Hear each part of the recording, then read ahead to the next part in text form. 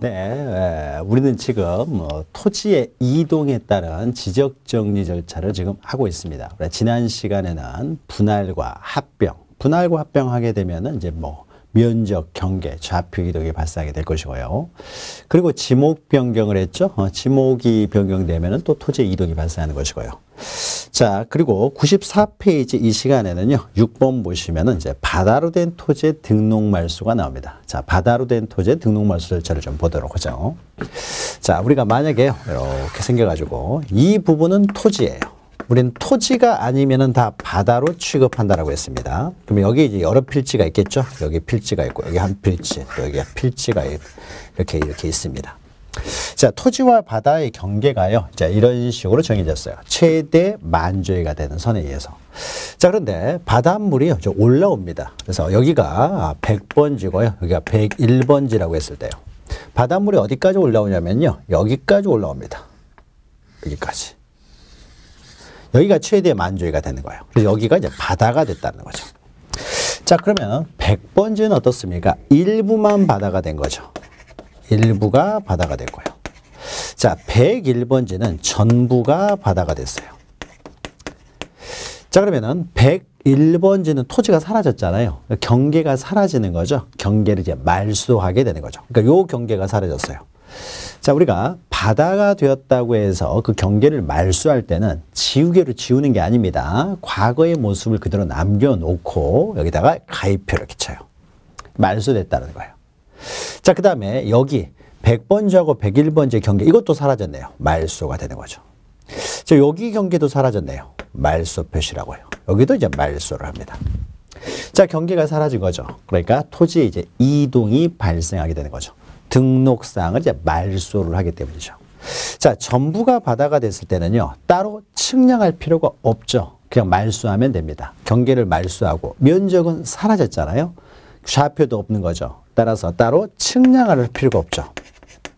측량할 필요가 없고요. 다만 이제 101번지가 세상에서 사라져 버렸기 때문에요, 결번이 발생하게 되겠죠.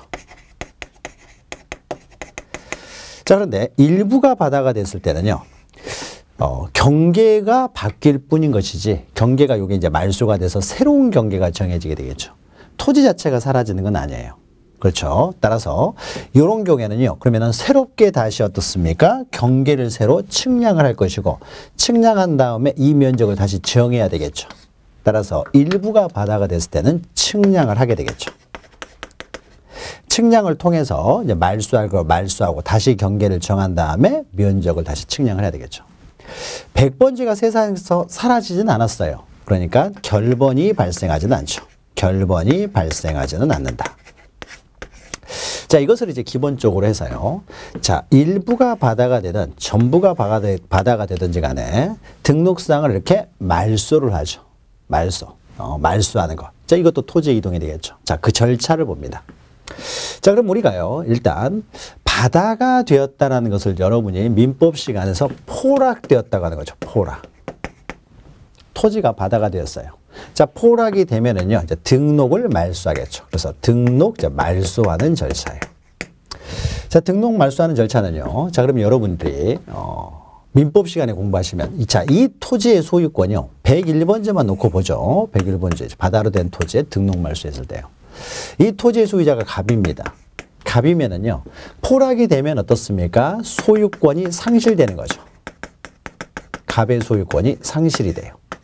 자, 그러면은 갑은 가만히 있다가 자기 물건이 세상에 사라져 버리는 거잖아요. 그러면 바다는 국가가 소유예요. 바다는. 바다는 개인 소유할 수 없어요. 그러니까 국가는 앉아서 소유권을 취득하게 되고, 갑은 소유권을 상실하게 되는 거죠. 그러면 이럴 때는 이제 국가는 갑한테 보상을 해줘야 될 텐데요. 사실 이것은 국가가 어떤 필요에 의해서 강제적으로 수용하는 게 아니에요. 자, 그래서 우리가 일반적으로 국가가 필요에 의해서 수용을 할 때는 미리 예산을 책정을 해 놓죠. 그래서 실거래가로 이제 보상을 해 주지만은 이것은 우연에 의해서 이루어지는 것이기 때문에 미리서 예산 이런 것들이 책정되어 있지도 않고요. 이것은 우연에 의한 것이지 국가의 어떤 필요에 의해서 수용한 것도 아니에요. 따라서 보상을요, 잘 안 해줍니다. 특별법이 있을 때는 보상을 해주고요. 이때 보상도요, 실거래가액으로 이렇게 제대로 보상을 해주지는 않아요. 그러니까 포락이 되면 갑은 굉장히 억울한 일이 발생을 하게 되는 거죠. 자, 소유권이 상실돼 버리니까요. 자, 그럼 우리가 보통 일반적으로 우리가 앞에서 토지 이동에 있어서는요, 원칙적으로 토지 이동 정리는 토지 소유자의 신청에 의해서 이루어지는 것이 원칙이니까 먼저 토지 소유자가 신청을 해야 될 텐데, 토지 소유자 갑이 되겠죠. 토지 소유자 신청을 해야 될 텐데, 토지 소유자가 등록 말소해달라고 신청할 리가 없겠죠. 자기 토지가 사라졌기 때문에요. 만약에 이것도 중요한 거죠. 이게 바다가 됐느냐 안 됐느냐 판단하는 것도 여기서부터가 좀 어렵습니다. 자, 바닷물이 하루 정도 올라왔다고 해서요, 우리가 포락되었다고 하진 않아요. 그렇죠. 바닷물 하루 올라왔다고 해서 이것이 바다가 됐다고 하진 않습니다. 그러면 일주일 정도 바다가 됐을 때, 그러면은 이거는 바다가 됐다고 볼 것이냐. 좀 애매하죠. 한 달간 바닷물이 올라오면은 바다가 됐다고 볼 것이냐. 자, 이 판단을요, 토지 소유자가 하기는 굉장히 어렵죠. 토지 소유자에게 판단하라고 하게 되면 토지 소유자는 아직은 바다가 안 됐다고 할 거 아니에요. 등록 말소 신청을 하지 않으려고 할 테니까요. 자, 그래서 일반적으로는 토지 소유자가 토지 이동이 발생하면 바로 토지 이동 신청을 하는 것이 일반적이지만은 토지 소유자에게 이것이 바다가 됐느냐 안 됐느냐 판단하는 것을 맡길 수는 없기 때문에요. 자, 이것은 공적으로 판단을 해야 되겠죠. 그래서 이 토지가 바다가 됐느냐 되지 않았느냐 여기에 대해서는요, 공적으로 판단합니다. 즉 다시 말해서 지적소관청에서 먼저 판단하는 거예요. 지적소관청에서 바다가 됐느냐 안 됐느냐를 먼저 판단을 하고요. 바다가 되었다라는 판단이 서게 되면은 토지 이동을 토지 소유자가 신청할 수 있도록 이 사람에게 통지를 합니다. 그래서 일반적으로는 토지 소유자 바로 신청해서 이루어지지만 바다로 된 토지의 등록 말소에 있어서는 지적소관청에 먼저 통지를 한다는 거죠. 지적소관청에서 판단해가지고. 자, 판단해서 바다가 되었다라는 결정이 되면은요, 토지 소유자에게 신청하도록 이제 통지를 합니다. 그러면 토지 소유자가 이제 신청을 해야 되겠죠. 드디어 이제 올 게 온 거예요. 그러면 토지 소유자는 신청을 해야 되는데, 일반적으로 토지 이동 신청은 며칠 내에 하도록 했죠, 우리가 앞에서. 신규 등록, 등록 전환 뭐 이런 거. 또 분할이나 합병에 있어서도 신청 의무가 있는 경우, 또는 지목 변경에 있어서 며칠 안에 신청하도록 했습니까? 일반적으로는 다 60일 이내에 신청하도록 했습니다. 자, 그런데 바다로 된 토지의 등록 말소는요, 요건 좀 달라요. 보통은 60일이지만은, 자, 이 통지가 오게 되면 토지 소유자 입장에서는 어떻습니까? 이제 드디어 올 게 온 거죠. 억울한 일이 발생했어요. 자기 토지가 이제 사라져버리는. 그래서 이 토지 소유자는요, 뭐부터 하겠습니까? 일단 술부터 먹어야 되겠죠. 그래서 일반적인 토지 이동 신청은 다 60일이지만은 바다로 된 토지의 등록 말소 신청은요, 술 마시고 스스로 위로할 수 있는 시간을 30일을 더 줍니다. 그래서 90일 이내에 신청하면 돼요. 이런 게 특징이니까 이런 거 잘 기억하시면 돼요. 90일 이내에 신청을 하라는 거죠. 자, 그 다음에 우리가 일반적으로는요, 뭐 신규 등록을 신청하든 지목 변경을 신청하든 국가기관에 뭘 신청을 할 때는요, 수수료를 납부를 합니다. 수수료를 내는 것이 공짜로 하는 건 아니에요. 자, 그런데 바다로 된 토지의 등록 말소를요, 토지 소유자가 90일 내에 신청하러 올 때 수수료까지 내라고 하면은요, 그렇지 않아도 자기 토지 사라져서 억울해 죽겠는데 수수료까지 내라고 하면은 너무 가혹하죠. 수수료 내라 그러면은 신청하러 왔다가 다시 돌아가 버릴 거 아니에요. 그래서 바다로 된 토지의 등록 말소에 있어서만큼은 수수료가 면제가 됩니다. 수수료까지 내도록 하는 것은 너무 가혹하죠. 자, 그래서 90일 이내에 이제 신청하면 돼요. 그런데 갑은 어떻습니까? 90일이 다 되도록 물 빠지기를 기다리겠죠. 신청을 하지 않고 마지막 한순간까지 물 빠지기를 기다립니다. 그래서요, 신청을 하지 않아요. 90일이 지났는데도 불구하고 신청을 하지 않아요. 혹시 다음날 물이 빠질 수도 있으니까요. 자, 그럼 어떻습니까? 90일 내에 신청하지 않으면은 이게 바다가 됐으니까 빨리 등록 말소를 해야 되는데 신청을 하지 않으면은 비로소 이제 지적소관청은 이제 직권으로 등록 말소를 해버립니다. 직권으로 이제 말소 이제 하여야 해요. 여기는 말소를 하여야 합니다. 말소를 하여야 해요.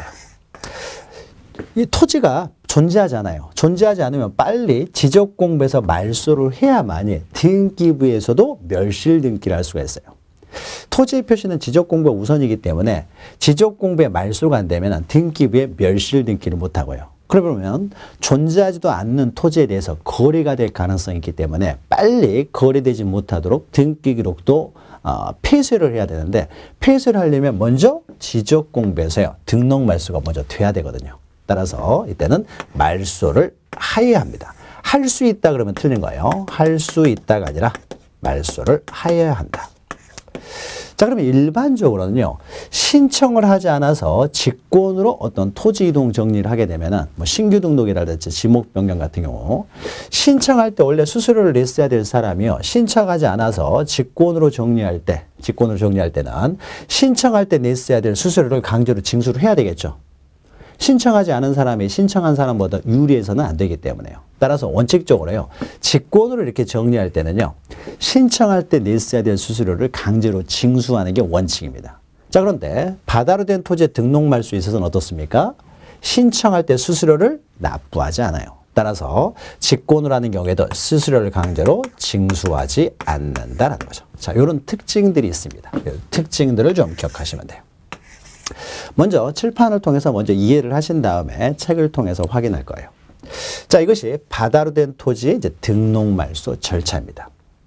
자, 그런데요, 이제 바다가 됐는데, 이제 문제는 나중에요. 나중에 이 토지가요, 다시 물이 빠져가지고 이제 바다가 됐다가 이 물이 빠져가지고 다시 토지가 됐어요. 여기까지 다시 토지가 돼버렸습니다. 여기까지가 바닷물이 빠져나갔다는 거죠. 그래서 여기까지가 다시 또 토지가 됐어요. 그럴 수도 있잖아요. 토지가 다시 됐습니다.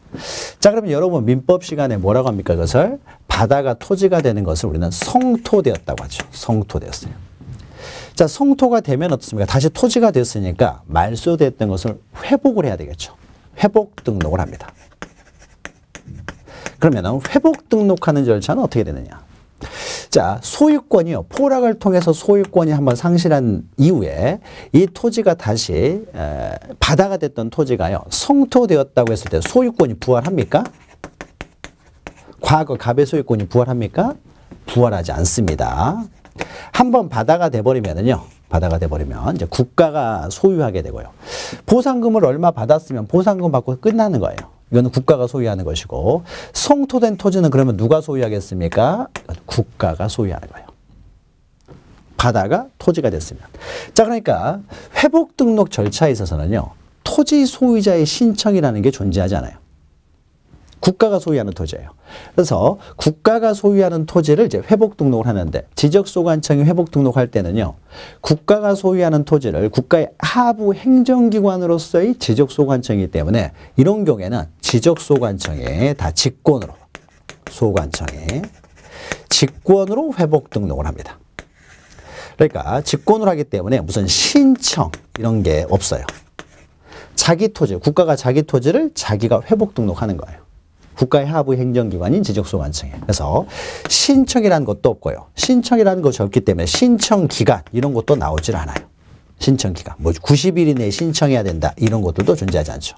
그래서 우리가 등록 말소하는 것이냐 회복 등록하는 것이냐에 따라서요, 좀 틀리죠.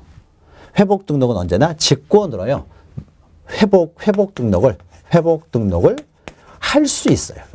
해야 되는 것이 아니라 시간 날 때 아무 때나 하면 되는 거예요. 다 직권으로 하기 때문에 회복 등록을 할 수 있어요.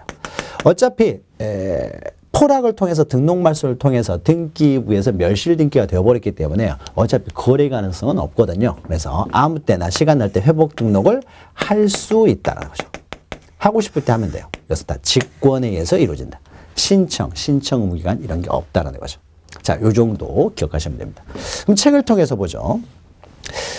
자, 95페이지 보시면 의 보시면요, 바다로 된 토지의 등록 말소란 지적공부에 등록된 토지가 지형의 변화 등으로 바다가 된 경우로서요, 원상으로 회복될 수 없다. 그러니까 원래 지목으로 회복될 수도 없고, 그렇다고 해서 또 다른 지목의 토지가 될 가능성도 없어요. 그럼 무슨 말이에요? 영구히 바다가 됐다는 거죠. 우리가 포락됐다는 것은 영구히 바다가 됐을 때 포락되었다고 하는 거죠. 그러니까 일시적으로 바다가 됐을 때는요, 이것은 포락되었다고 하지 않아요. 영구히 바다가 됐다는 거죠. 그랬을 때 지적공부의 등록을 말소하는 것을 말합니다. 대상은 방금 우리가 읽었던 거예요. 동그라미 1번에 있는 거 대상은 방금 읽었던 것이고요. 자, 절차입니다. 신청에 있어서요, 동그라미 1번 보시면 1번과 2번은요 말소 절차예요. 말소 절차가 1번과 2번에 있고, 동그라미 3번은요 회복 등록 절차입니다. 회복 등록 절차예요. 구별해서 여러분 보시면 돼요. 1번과 2번은 등록 말소 절차, 3번은 회복 등록 절차다. 구별해서 보시면 되고요. 그래서 1번 보시면은 지적소관청 동그라미 친 다음에 지적소관청은 지적공부에 등록된 토지 소유자에게 지적공부에 등록 말소 신청을 하도록 먼저 통지 동그라미 치면 되겠죠. 먼저 통지부터 한다는 거죠. 그러면 2번 해서요. 토지 소유자가 통지를 받은 날로부터 90일 이내에 신청을 해야 된다는 거죠. 90일이죠. 90일 이내에 신청을 해야 되는데 신청을 하지 아니하면은 직권으로 말소를 하여야 한다 이렇게 되죠. 말소를 하여야 한다. 그런데 3번 보시면 또 지적소관청 동그라미 치시고요.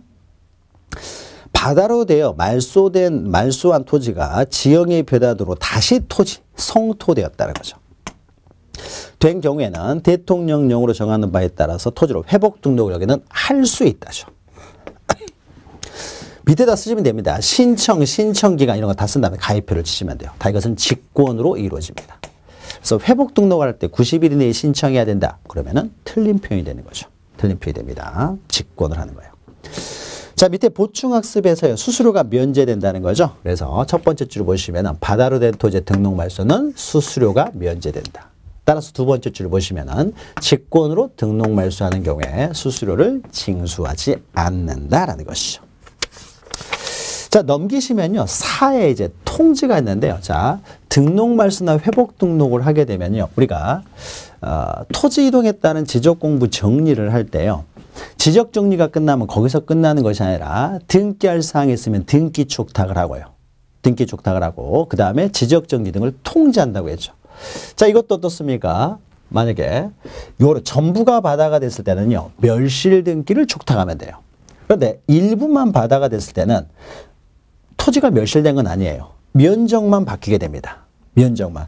경계도 바뀌게 되는데 경계는 등기부에 등기되는 사항이 아니기 때문에요. 면적의 이동이 발생하게 돼요. 그럼 이때는 어떻습니까? 부동산 면적 이동이 발생하기 때문에 부동산 표시의 변경 등기를 촉탁을 해야 되겠죠. 면적의 변경이죠. 부동산 표시라는 것은 면적이 되겠죠. 면적의 변경 등기를 촉탁해야 되고 전부가 바다가 됐을 때는요. 이제 멸실 등기를 촉탁하게 됩니다. 우리가 등기법 시간에 공부를 하게 돼요. 이때는 세상에서 완전히 사라졌기 때문에 멸실 등기를 이제 촉탁을 하게 돼요. 그래서 이렇게 등기 촉탁을 통해서 등기부와 일치를 시킨 다음에 마지막으로 지적 정리됐다는 사실을 토지 소유자 등에게 통지를 하게 되는데 이때 통지를 할 때요. 토지 소유자에게만 통지하는 것이 아니라요. 이 부분이 바다가 되면은 토지였을 때는 지적소관청이 관할이에요. 그래서 지적소관청이 관할이지만 바다가 돼버리면요. 이것은 지적소관청이 관할하는 것이 아니라 공유수면관리청에서 바다는 관리를 합니다. 그러니까 관리청이 바뀌게 되는 거죠. 따라서 해당 공유수면관리청에도 통지를 해요. 이제 너희 관할이니까 너희가 관리해라 이거죠. 성토가 된 경우도 마찬가지입니다. 다시 토지가 되면 어떻습니까? 이제 회복 등록을 하게 되면은 원래는 바다에 있을 때는 공유수면관리청에서 관리를 하다가 토지가 됐으니까 다시 지적소관청이 관리를 하겠죠. 관리청이 바뀌기 때문에 이때도 지적소관청은 공유수면관리청에게 자, 토지가 됐으니까 너희들 손 떼라. 우리가 관리한다. 이렇게 통지를 합니다. 그래서 토지 소유자에게만 통지하는 것이 아니라 해당 공유수면관리청에도 통지한다라는 거죠. 그래서 4번 통지 보시면은 등록 말소나 회복 등록을 했을 때는 정리 결과를 두 번째 줄에 있죠. 토지 소유자뿐만 아니라 토지 소유자 및 해당 공유수면관리청에도 통지한다라는 거죠. 관리청이 바뀌기 때문에. 자, 여기까지 하게 되면요. 바다로 된 토지의 등록 말소 절차를 보았습니다. 자, 그 다음에는요. 이제 96페이지 보시면은요. 좀 어려운 내용이 이제 하나가 나와요. 자, 어려운 내용인데. 축척 변경이 나옵니다. 축척 변경. 자, 그럼 우리가 지금까지 했던 6가지가요. 가장 기본적인 토지 이동이에요. 그래서 신규 등록, 등록 전환, 분할, 합병, 지목 변경, 바다로 된 토지 등록 말소인데 우리가 토지의 이동 그러면 토지의 표시를 새로 정하거나 변경, 말소한 것이다. 새로 정하는 것이 바로 신규 등록일 것이고 말소하는 것은 방금 했던 바다로 된 토지의 등록 말소가 될 것이고 그다음에 중간에 등록 전환, 분할, 합병, 지목 변경은 토지의 표시를 변경하는 것이 되겠죠. 자, 기본적인 토지의 이동 6가지를 다룰 거예요. 자, 지금부터 하는 내용은요, 좀 복잡한 토지 이동입니다. 복잡한. 근데 시험에는 오히려 복잡한 여기서 잘 나와요. 그래서 96페이지 보시면 축척 변경이 있는데 이 축척 변경이요. 예전에는 매년 나오지는 않았는데 최근 한 4년 정도로 매년 출제되고 있어요. 근데 매년 출제되고 있는데 굉장히 깊이 있게 나오지는 않고요. 큰 절차의 흐름 속에서만 시험 문제가 출제가 돼요. 그래서 4번 연속 나오고 있기 때문에요. 깊이 있게 나올 가능성은 좀 적고요. 어쩌면 내년에는 그러니까 30회 때는 안 나올 수도 있고 하기 때문에. 그리고 기존에 나왔던 기출문제들을 보게 되면은 매년 나올 때 일반적인 내용만 나오기 때문에요. 일반적인 내용. 제가 수업 시간에 지금 설명드리는 내용만 기억하시면 되지 너무 깊이 들어가시면 안 돼요. 책을 통해서는 굉장히 여러 장으로 되어 있는데 이것을 다 볼 필요는 없고요. 제가 설명드리는 것 중심으로만 정리하시기 바랍니다. 자, 축척 변경은 이런 겁니다. 자, 여기 지적도가 한 장이 있어요. 지적도가. 그럼 지적도가 이제 이렇게 생겼어요. 복잡하게 생겼습니다. 지적도가.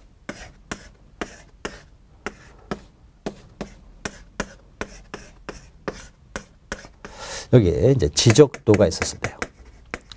근데 여기가 만약에 그 도시 외곽 지역이다라고 했을 때는요, 시간이 지나면 도시 외곽이 또 발전하다 보니까요, 땅값이 올라가요. 땅값이 올라가니까 어떻습니까? 이게 또 분할이 이루어져요. 이렇게 분할, 이렇게 분할, 분할. 또 계속 이제 분할이 이루어지겠죠, 이렇게.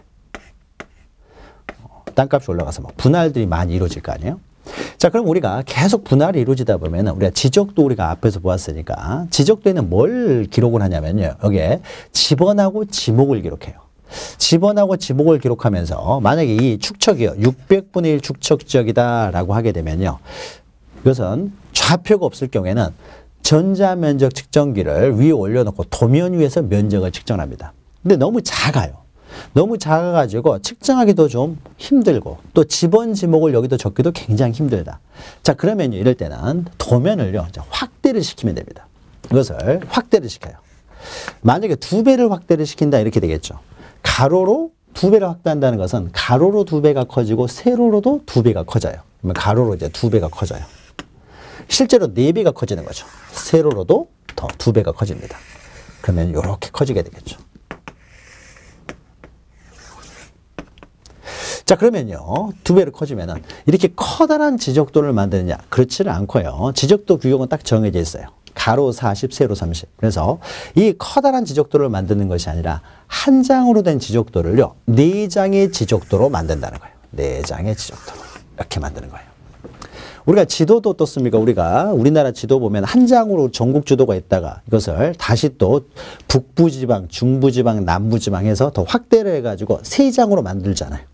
그거하고 똑같다고 보시면 돼요. 그래서 확대를 시킵니다. 자, 그러면요. 어떻습니까? 4장의 지적도를 만들게 되면 여기가 커질 거 아니에요. 여기가. 커지겠죠. 이렇게 하고 이렇게 커질 거 아니에요. 그러면 이때는 어떻습니까? 여기다 지번하고 지목 놓기도 편할 것이고요. 측량하는 것도 제 600분의 1 하면 그렇고 죄송합니다. 1200분이었을 때 1200분의 1이었을 때요. 1200분의 1 지적도예요. 자, 이걸 2배로 확대하면은요. 이렇게 커지겠죠. 그럼 여기서 어떻습니까? 지번, 지목 쓰기도 편하고 면적 측정하기도 편하게 되겠죠. 자, 그러면 2배로 확대하면은 축척이 얼마가 되겠어요? 600분의 1이 되겠죠. 자, 그런데 이렇게 우리가 일반적으로요. 600분의 1 이렇게 2배로 확대를 하게 되면은 나중에요. 면적 측정을 한다면 소수점이 많이 나와요. 소수점이 많이 나와서 귀찮기 때문에요. 다시 측량을 하는 김에 이것을 600분의 1로 하는 것이 아니라요. 계산하기 편하게 어차피 다시 측량을 다시 하기 때문에요. 이왕이면은 계산하기 편하게 다 500분의 1 축척을 합니다. 자, 600분의 1보다 500분의 1로 하게 되면 요거보다 4배보다 좀 더 커지게 되겠죠. 지금 600분의 1보다 좀 더 커지게 되겠죠. 500분의 1로 하니까. 그래서 축척 변경 지역은요. 다 이렇게 축척을요. 다 500분의 1로 합니다. 이왕 측량하는 김에 축척도 500분의 1로 한다는 거죠. 자, 이렇게 작은 축척을요. 큰 축척으로 이렇게 변경하는 것. 이것을 우리는 축척 변경이라고 합니다. 자, 축척 변경 절차를 지금 봐요.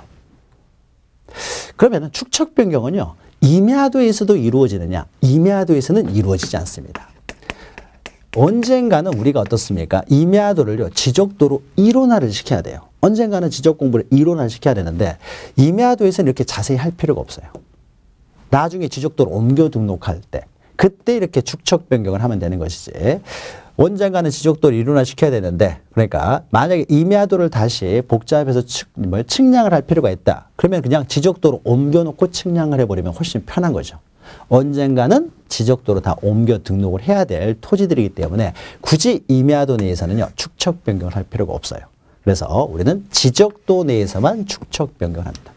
그럼 축척 변경은 이렇게 작은 축척을 큰 축척으로 변경하는 것만 축척 변경이라고 하는 것이지, 큰 축척을 다시 자세하지 않게 정확성이 떨어지는 큰 축척을 정확성이 떨어지게 작은 축척으로 변경하지도 않습니다.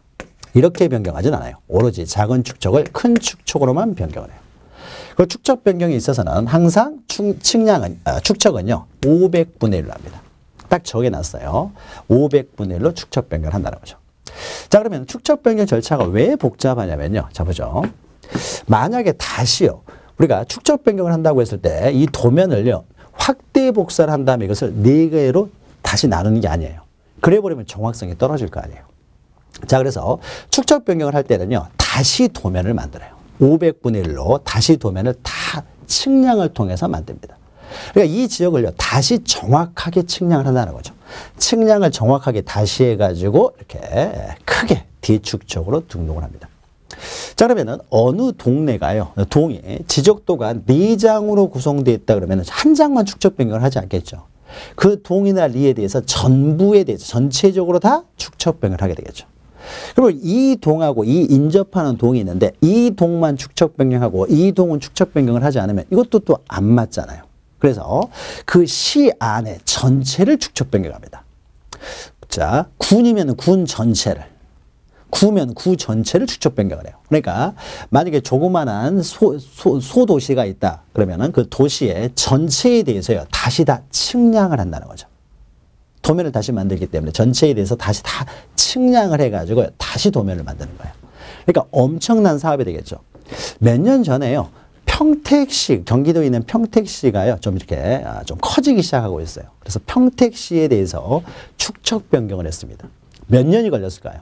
굉장히 오래 걸렸습니다. 몇 년간 동안 평택시의 토지 하나하나를 다시 전부 다 측량을 해가지고 이제 500분의 1 축척에 따라서 도면을 만들기 때문에 몇 년이 걸리는 엄청난 사업이 됩니다.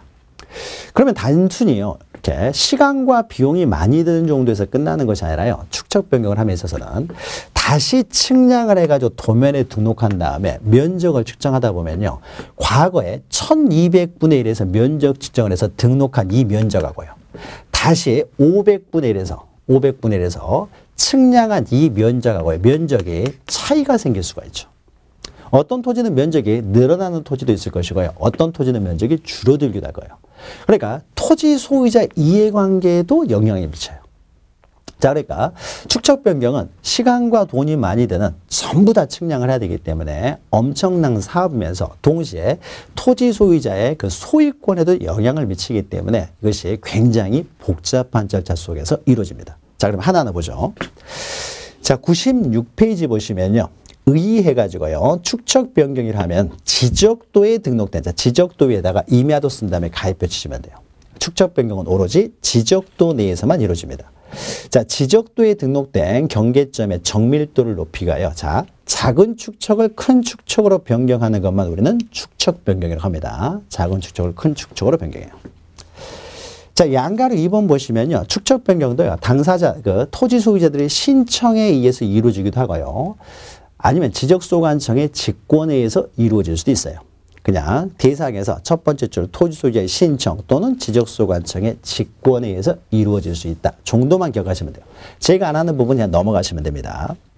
그럼 구체적으로 97페이지부터는요, 축척 변경의 절차인데요, 여기는 법 조문들이고 한 장 넘기시면요, 신청에 의하든 직권에 의하든지 간에요, 공통적으로 필요한 요건들이 있는데, 자, 축척 변경을 하게 되면은 토지 소유자들의 이해관계에도 영향을 준다는 거죠. 어떤 토지는 면적이 늘어나고 어떤 토지는 면적이 줄어들기 때문에, 따라서 축척 변경은요, 신청을 하든 직권으로 하든지 간에 토지 소유자들의 동의가 있어야 돼요.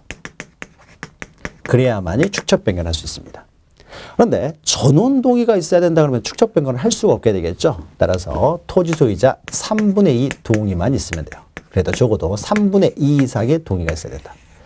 자, 축척 변경은요, 이렇게 숫자들이 많이 나옵니다. 이 숫자들이 시험에 나오기 때문에 이걸 잘 기억하셔야 돼요. 자, 그러면 3분의 2 이상의 동의가 있습니다. 그러면 그렇다고 해서 무조건 축척 변경을 할 수 있는 건 아니고요. 대단히 시간이 많이 걸리고 비용도 많이 들기 때문에요. 3분의 2 이상이 원했다고 하더라도 무조건 하는 건 아니고요. 지적소관청 내에서는 과연 축척 변경을 해야 될 필요성이 있는지 없는지 판단할 수 있는 전문가 그룹으로 구성되는 위원회가 하나 있어요. 이것을 축척 변경 위원회라고 합니다. 변경위원회. 그래서 토지 소유자가 원한다고 해서 무조건 하는 건 아니고요. 비용과 시간이 많이 들기 때문에 지적소관청 안에 있는 이 축척변경위원회가 이제 전문가 그룹이에요. 의결을 해야 돼요.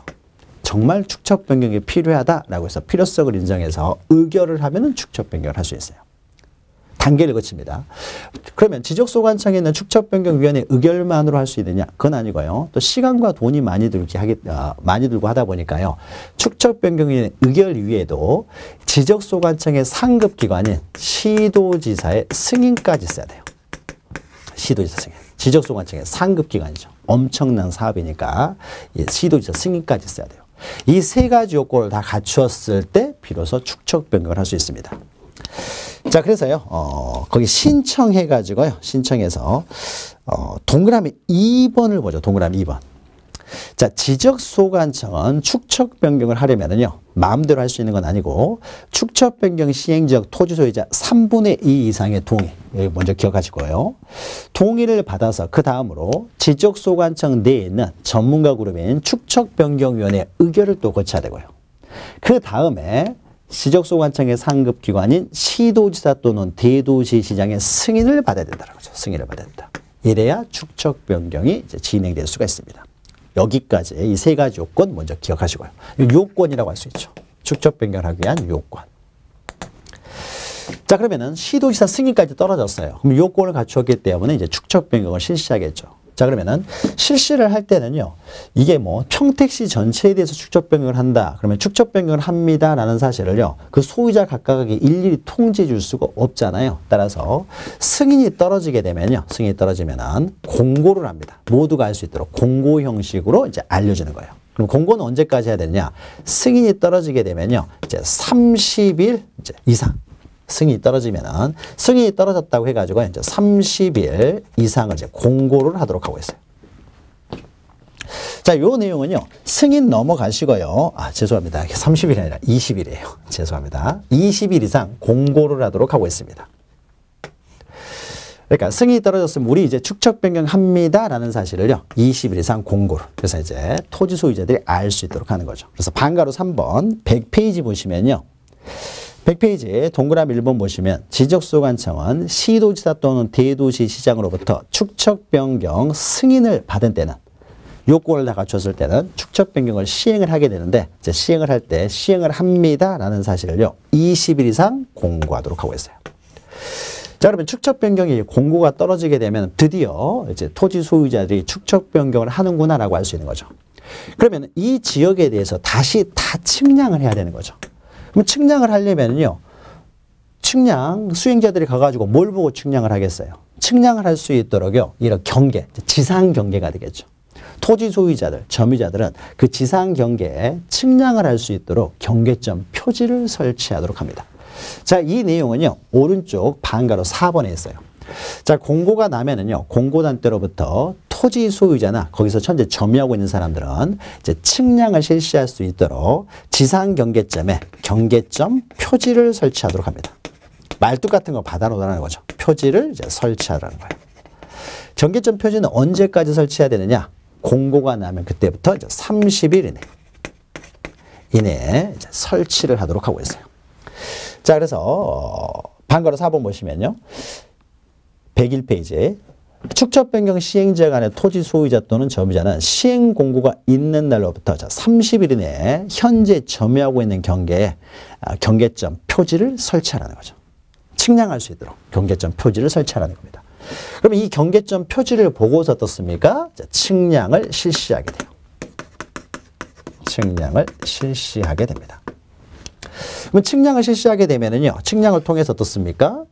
면적을 새로 정하겠죠. 그러니까 면적을 정하는데, 면적을 정하려면 어떻습니까? 면적만 정해야 되는 것이 아니라 도면들도 만들어야 되겠죠. 도면의 경계를 새로 정하고요. 경계를 새로 정하게 되겠죠. 측량을 통해서 경계를 새로 정하고. 그러면 이때요, 축척 변경 시행지역 안에서는요, 정확한 면적 측정을 위해서 좌표값까지 정합니다. 그러니까 1200분의 1일 때는요, 좌표값은 없었어요. 그런데 다시 측량을 정확하게 하면서요, 좌표도 새롭게 정합니다. 도면의 경계도 정하고 좌표도 정해요. 그리고 이 좌표를 가지고 면적을 다시 측정을 하게 되겠죠. 면적이 또 바뀌어요. 그 다음에 다시 조사를 하는 과정에서요, 실제 토지 지목하고 지적공부에 등록된 지목이 틀릴 수도 있잖아요. 따라서 그 지목들도 다시 다 조사를 합니다. 그래서 지목도 새롭게 정하게 되고요. 그 다음에요, 또 나아가서요. 자, 우리가 지번을 부여할 때요, 이게 만약에 이 전체가 만약에 하나의 동이었다 그러면은 우리가 지번을 부여할 때는 북서기본법에 따라서 이런 식으로 지번을 부여했겠죠. 그러면 그 지번을 그대로 사용하다 보면요, 지번이 이렇게 생겼을 거 아니에요. 이렇게 생기다 보면요, 여기에는 만약에 여기는 뭐 24번지인데 25번지는 오른쪽으로 넘어가 버려요. 그리고 쭉 갔다가 다시 오니까 요 밑에는요, 뭐 45번지가 들어오게 돼요. 자, 그러니까 같은 도면 내에 어떻습니까? 서로 인접하는 지번들이 서로 없고요. 서로 막 다르게 되겠죠. 그래서 쭉 와가지고 여기는 뭐 51번지인데 밑으로 내려가 버리면요, 다른 도면으로 가버리는 거죠. 52번지 이쪽으로 가버려요. 그래서 한참 또 오다 보면 여기는 또 몇 번. 그러니까 번지들이 어떻습니까? 서로 같은 도면 안에서 서로 연결이 안 되는 거예요. 전체를 그대로 지번을 사용하다 보면. 자, 그래서요, 보기가 안 좋기 때문에요, 축척 변경할 때는 도면이 이제 여러 개가 생기다 보니까요, 비슷한 지번들끼리, 인접하는 지번끼리 되도록이면 같은 도면 안에 등록될 수 있도록요, 지번도 새롭게 부여합니다. 그래서요, 같은 도면 안에서 지번을 새롭게 부여해요. 이렇게. 이 순서대로 이렇게 다시 지번을 부여합니다. 다시 지번을 부여하다 보니까 어떻습니까? 지번도 바뀌게 돼요. 그럼 이때 지번을 부여할 때는 엄청나게 많은 토지에 대해서 지번을 새롭게 부여하잖아요. 그럼 우리가 이렇게 엄청나게 많은 토지에 지번을 새롭게 부여할 때, 이때 지번은 어떻게 부여합니까? 이때는 지적 확정 측량 실시 지역에서의 지번 부여 방법에 따른다. 그래서 우리가 지번을 부여하는 방법을 할 때 세 가지 해서 지적 확정 측량 실시 지역에서 지번 부여 방법을 그대로 사용하는 것으로 해서 우리가 지개축해서 외웠죠. 그래서 지번을, 그 지번 부여 지역 안에 지번을 변경한다든지, 행정구역이 통폐합돼서 개편된다든지, 또는 축척 변경 사업 시행 지역, 여기서는 어떻습니까? 엄청나게 많은 토지의 지번을 새로 부여하게 되는데, 이때는 다 지적 확정 측량 실시 지역, 즉 도시개발에 따른, 도시개발 사업에 따른 지적 확정 측량 실시 지역에서의 지번 부여 방법에 따른다. 요걸 우리가 예전에 했던 거죠. 요 내용이 어디 있냐면요, 여러분 17페이지 보면 나와 있는 거죠. 17페이지. 17페이지에 방가로 4번 중간쯤에 있죠. 도시개발 사업 등이 완료됨에 따라 지적확정 측량 실시 지역의 지번 부여 방법을 준용하는 경우로서 엄청나게 많은 필지에 새롭게 지번을 부여하는 세 가지, 지번 변경, 행정구역 개편, 축척 변경의 경우에 이런 방법으로 지번을 부여한다. 이때 엄청나게 많은 필지에 지번을 새로 부여하기 때문에 축척 변경도 이런 방법으로 지번을 부여하게 됩니다. 자, 그러니까 지번, 지목, 면적, 경계 좌표가 모두 바뀌어요. 모두 바뀌는데 소재까지 바뀔 필요는 없겠죠. 동리 이름까지 바뀌지는 않잖아요. 그러니까 동리 이름만 빼고는 다 바뀌게 돼요. 그러니까 엄청난 사업이 되는 거죠. 그러니까 축척 변경, 측량을 한 다음에 지번, 지목, 면적, 경계 좌표를 다 이제 이동이 발생하게 됩니다. 그러면 이때요, 지번, 지목, 면적, 경계 좌표들을요, 그대로 이제 등록하면 여기서 끝나느냐? 그럼 여기서 끝나게 되면은 좀 간단할 텐데, 특히 면적과 관련돼서요. 그러니까 우리가 처음에 잠깐 설명했는데, 면적이 어떻습니까? 증감이 생길 수가 있는 거죠. 어떤 토지는 다시 측량을 했더니 면적이 증가되고, 어떤 토지는 면적이 줄어들기도 한다는 거죠. 그럼 면적이 증감에 대해서 뭘 해야 되냐면요, 청산 절차를 거칩니다. 청산 절차가 하나 있다 보니까 여기 좀 복잡해지는 거예요. 그러니까 축척 변경, 축척 변경을 위한 측량만 실시하고 끝나는 것이 아니라 또 청산까지 해야 된다. 청산. 면적이 증가함에 대한 청산을 한다는 거죠. 그래서 만약에 다시 축척 변경 측량을 통해서요. 면적이 늘어난 사람한테는 축척 변경을 통해서 면적이 늘어났기 때문에 그 사람한테는 돈을 걷어들이고요. 만약에 면적이 줄어든 사람한테는 축척 변경을 통해서 손해를 봤기 때문에 그 사람한테는 그 줄어든 만큼 돈을 지급을 합니다. 자, 이것을 청산이라고 해요. 청산. 청산을 하기 위해서는요, 그 면적의 증감에 대해서 어떻습니까? 면적이 증감. 어떤 토지가 얼마만큼 면적이 늘었고, 어떤 토지는 얼마만큼 면적이 줄었는지를 이제 기록해 놓은 장부가 필요하겠죠. 면적의 증감을 이렇게 기록해 놓은 장부를요, 우리는 지번별 조서라고 해요. 지번별 조서. 딱 한 번 나오게 되는데, 이 지번별 조서에 따라서 청산을 하게 됩니다. 청산하게 돼요. 지금 여기까지 그러면 잠깐 또 보도록 하죠.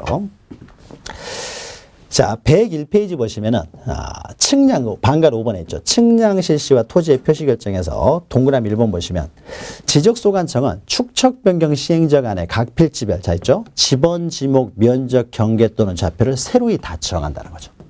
소재만 빼고는 다 바뀌게 됩니다. 다 바뀌게 돼요. 이것을 이제 다 지정하게 되는 거죠. 그래서 새로이 정해서 등록을 하는데요. 바로 등록하는 건 아니고요. 그 다음에 청산 절차를 먼저 거칩니다. 그럼 이때요. 2번, 3번은 넘어가시고요. 이제 4번을 보시면은, 자, 축척 변경 절차 및 면적 결정 방법 등에 관한 필요한 사항은 국토교통부 장관의 국토교통부 내용으로 정하게 되는데, 기억 보시면 면적을 새로 정할 때는 축척 변경 측량 결과도에 따라 한다. 이건 뭐 그렇게 단순한 거죠. 측량 결과에 따라서 면적을 등록하는데, 특히 이제 니은 보시면 됩니다. 자, 축척 변경을 통해서 면적이 증가하면 생겼는데요. 만약에 면적이 증가하면 축척 변경 전의 면적하고 축척 변경 후 면적하고요. 오차가 허용 범위 이내예요. 아주 작은 오차예요. 아주 작은 오차까지 우리가 청산할 필요가 없겠죠. 그럼 청산을 하지 않으려면요. 어떻게 하느냐. 축척 변경 전의 면적. 그 면적을 그대로 등록을 해버립니다. 축척 변경 전 면적을.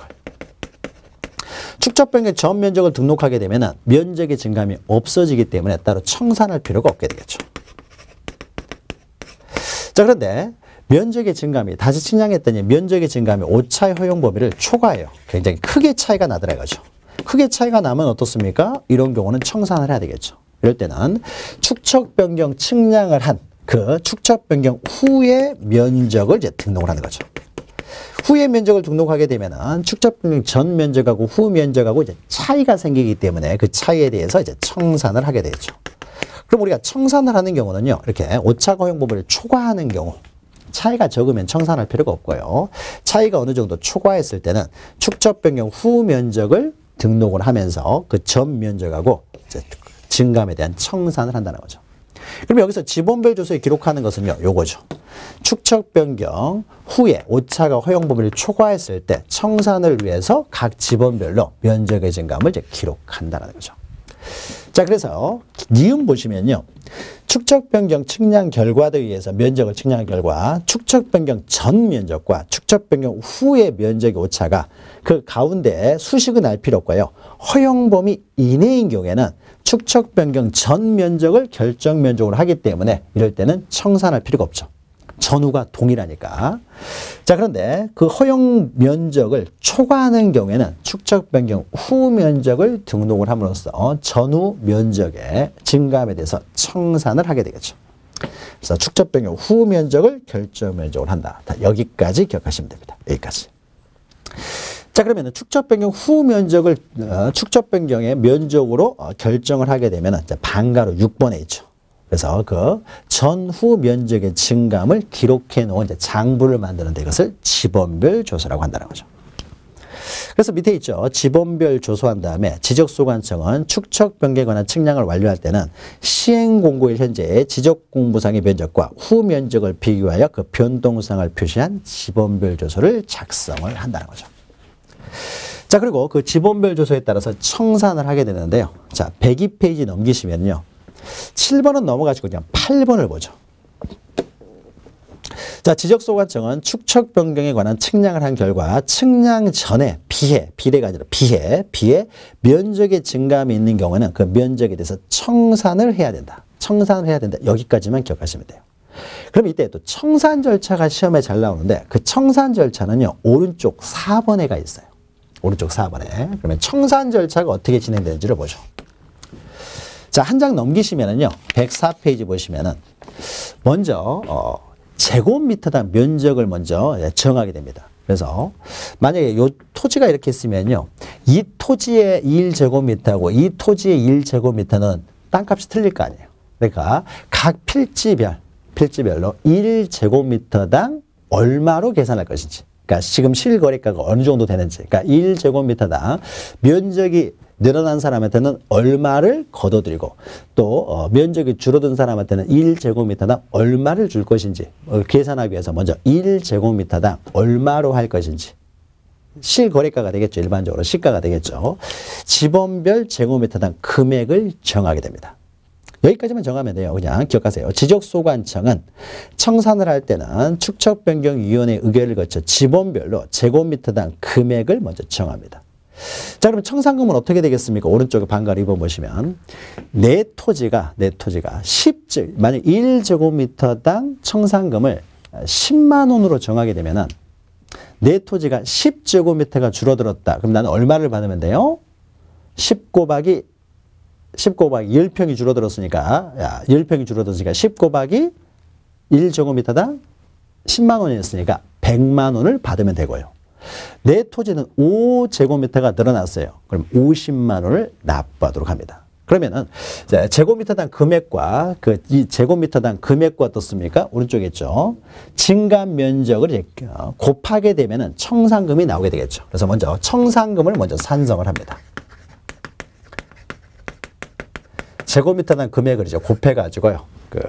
면적에다가 제곱미터당 금액을 곱해서 청산금을 산정하고요. 그 다음에 청산금을 이제 공고를 하게 됩니다. 자, 공고는요, 15일 이상 공고래요. 당신의 청산금은 어느 정도 된다. 이 지역의 청산금이 어느 정도 된다라는 것을 청산금을 공고를 합니다. 이것은 방가로 3번에 있어요. 자, 3번과 관련돼서 세 번째 줄만 보시면 돼요.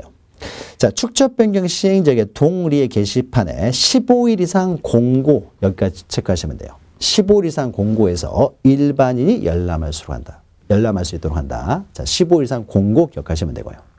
자, 그러면 15일 이상 공고를 한 다음에요. 그 다음에 구체적으로 이제 개별 토지 소유자에게 어떤 사람은, 즉 면적이 늘어난 사람한테는 청산금을 납부하여라. 면적이 줄어든 사람한테는 청산금을 가져가라. 라고 해서요, 납부고지라든지 또는 수령통지를 합니다.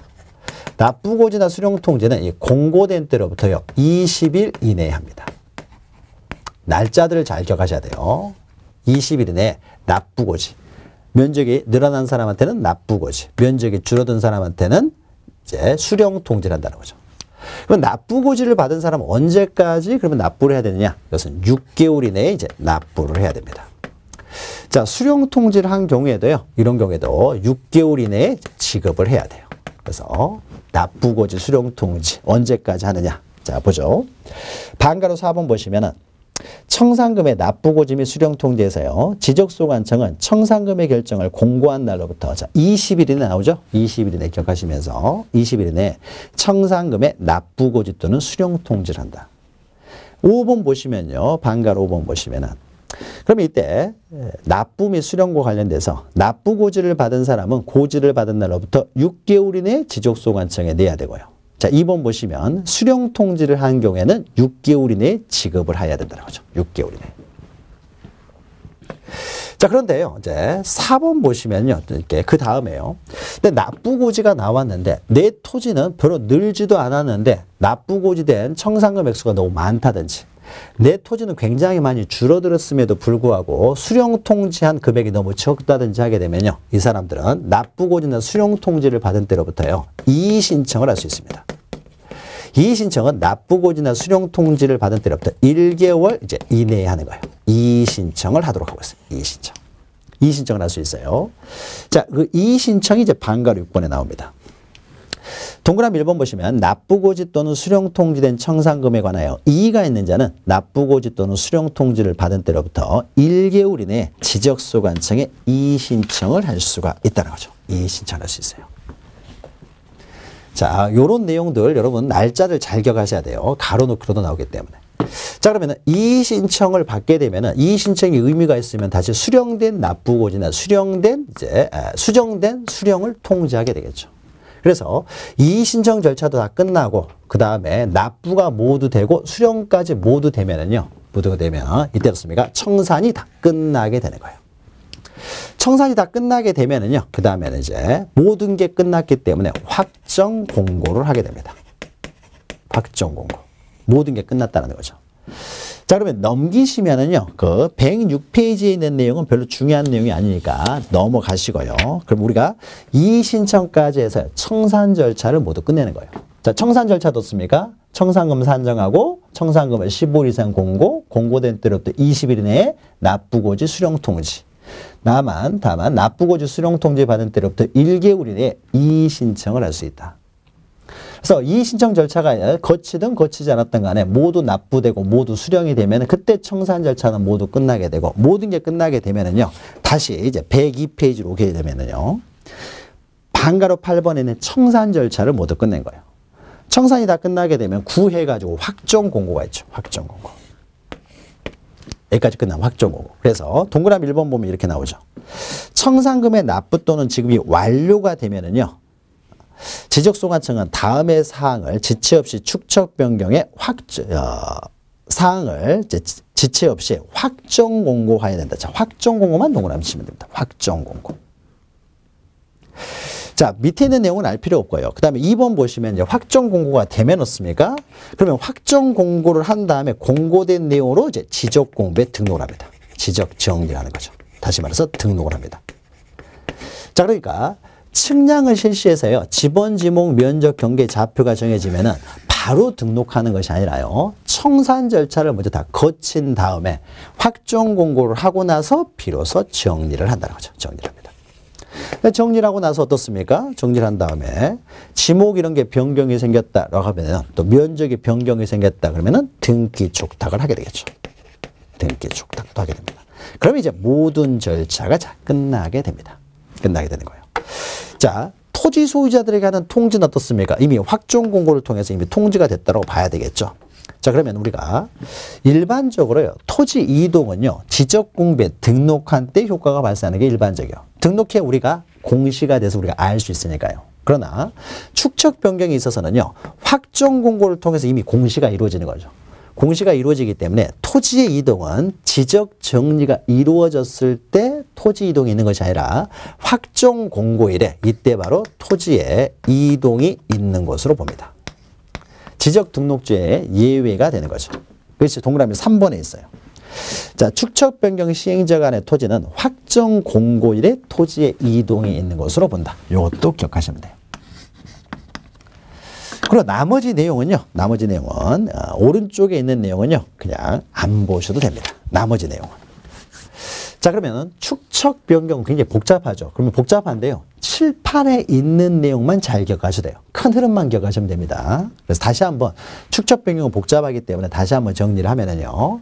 자, 축척 변경은 지적도 내에서 작은 축척을 큰 축척으로 변경하는 것으로서 축척 변경 지역은요. 다 500분의 1 축척으로 정하게 된다.